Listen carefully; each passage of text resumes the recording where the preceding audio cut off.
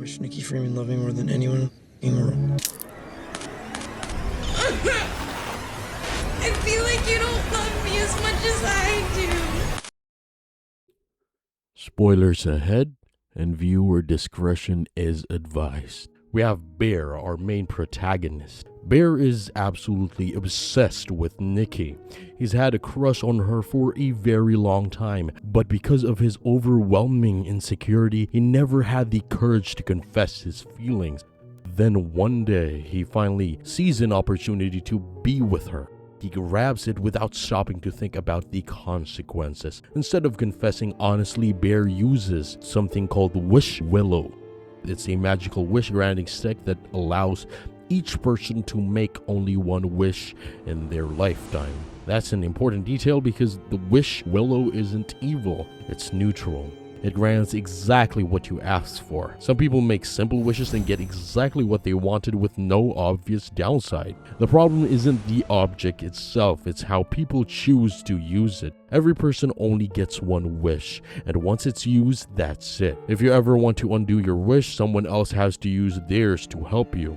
He breaks the One Wish Willow and wishes that Nikki would love him more than anything in this world. That single sentence is what destroys everything. Before we continue with the plot, I think it's worth talking about Bear's psychology because in my opinion, that's what really drives this movie. Bear isn't evil at the beginning, he's just deeply insecure. He lacks confidence, he constantly overthinks everything and convinces himself that he's not good enough for Nikki. Throughout the movie, you can tell he had multiple opportunities to simply tell her how he felt. Maybe she would have rejected him, maybe she wouldn't have. We'll never know. Personally, I think if Bear had wished for confidence instead of Nikki's love, everything would have turned out differently. Even if Nikki rejected him, there would have still been a lesson to learn. He would have grown as a person instead of forcing someone else's feelings. His wish would have changed himself rather than controlling another human being. Unfortunately, that's not the choice he made. I also think this reflects something we see a lot today. Many people, especially young men, grow up constantly comparing themselves to unrealistic standards on social media. They start believing they need to look a certain way, act a certain way, or become someone completely different before they deserve love. Bear represents that mindset perfectly. He believes he has to become worthy of Nikki instead of realizing that he simply needs to be himself. If someone genuinely likes you, they'll like you for who you are. And if they don't, that's okay too. Rejection is painful, but it's part of life. Running away from it often creates even bigger problems. That's exactly what this movie explores. At first, Bear's wish appears to work perfectly. Nikki suddenly becomes deeply affectionate towards him. I know you like me, Bear. Why do you like me? Would it freak you out if I said yes? And for a brief moment, Bear finally gets everything he's ever wanted, but almost immediately there are signs that something is wrong. Nikki occasionally seems aware that something is controlling her. There are moments where she looks confused, almost as if another entity has taken over her body while the real Nikki is trapped somewhere inside.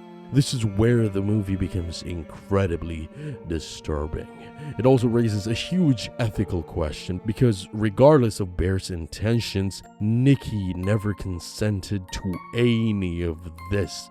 Everything happening between them exists because her free will has literally been taken away. Whether Bear realizes it or not, he's benefiting from something that Nikki never chose. That's what makes this story so uncomfortable. It's a psychological horror built around the loss of consent and personal autonomy. As the movie progresses, Nikki becomes almost completely unrecognizable. She goes from being a normal young woman with hopes and dreams and her own personality to becoming consumed by this supernatural force whose only purpose is fulfilling Bear's wish. Some of the imagery is genuinely nightmare fuel. She silently watches Bear from dark corners of rooms. What are you doing? Watching you sleep. You're so cute when you sleep. dreams. I feel like you don't love me as much as I do. The performance here deserves a massive amount of praise. The actress who portrayed Nikki absolutely carried these scenes. She perfectly captured someone who had completely lost themselves to an obsessive force. Every facial expression, every movement, every silent stare made the audience uncomfortable in the best way possible. As Bear slowly begins pulling away from her, Nikki's obsession escalates even further. Whenever she feels like Bear is losing interest, she begins hurting herself, injure herself, or act violently simply to keep Bear's attention. It's disturbing to watch because the supernatural wish has twisted love into complete dependency. Then we reach one of the movie's most shocking scenes. Bear meets with Sarah, who wants to tell him something important. She's been accepted into art school and simply wants to talk to him privately. While they're sitting together inside the car, Bear has no idea that Nikki has secretly followed him. Without warning, Nikki smashes through the window with what appears to be supernatural strength before brutally killing Sarah right in front of Bear.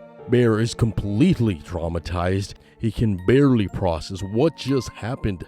Yet, moments later, Nikki calmly comforts him as if nothing happened. The contrast is horrifying. She genuinely believes she removed a rival for Bear's affection. Her jealousy has become so overwhelming that murder feels completely justified in her mind. After Sarah's death, Bear finally understands the true cost of his wish. When he later sees Sarah's acceptance letter for art school, the guilt completely destroys him. And of course, I forgot to mention about Ian. Earlier in the movie, Ian had been giving Bear terrible advice regarding Nikki. At first it just seemed like bad judgment, but later Sarah reveals that Ian had secretly been involved with Nikki as well. Suddenly, Ian's behavior makes much more sense now. His advice wasn't necessarily coming from a place of friendship. There may have been jealousy involved, hidden feelings, or personal motives that Bear never realized. Desperate to undo everything, Bear returns to the antique shop. That's where he learns the terrible truth. Each person only gets one wish. His cannot be undone. His only hope is convincing someone else to use theirs. So he tried. Naturally, Ian doesn't believe any of it. Who would? Bear eventually proves the power of the one witch willow. When Ian made a wish for an enormous amount of money, and when it actually comes true, Ian finally realizes Bear wasn't lying. Unfortunately, it's already too late.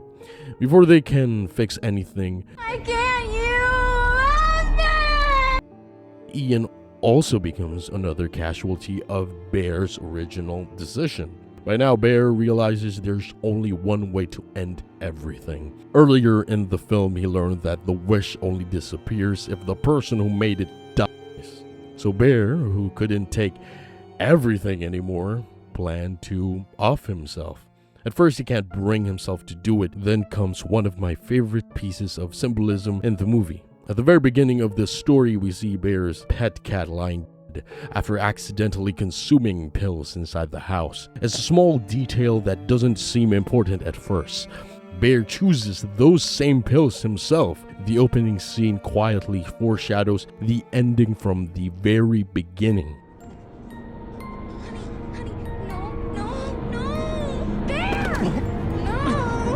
Bear dies in front of Nikki. The moment his life ends, the wish finally breaks.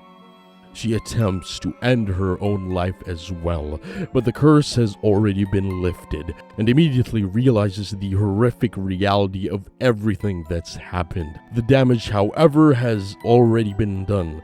Sarah is gone, Ian is gone, Bear is gone, multiple innocent people became victims because of one selfish decision. That's why everybody says that the true villain of this movie isn't actually Nikki. Yes, freaky Nikki becomes the face of the horror. She's the one killing people and acting like a monster, but none of that was truly her. The real obsession belonged to Bear. It wasn't obsessed with Nikki herself, it was obsessed with avoiding rejection instead of accepting uncertainty like every other person has to. He chose to force love through supernatural means. That single act removed Nikki's freedom, destroyed lives, and ultimately cost Bear his own.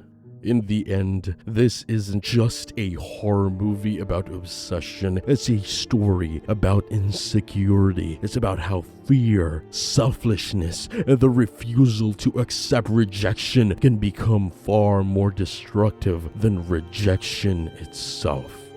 The monster was never the supernatural wish. The monster was the decision that started it all.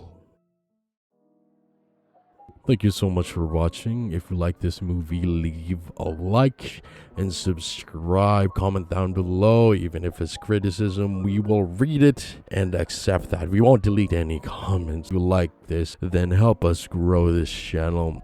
Thank you so much. See you when I see you. Bye.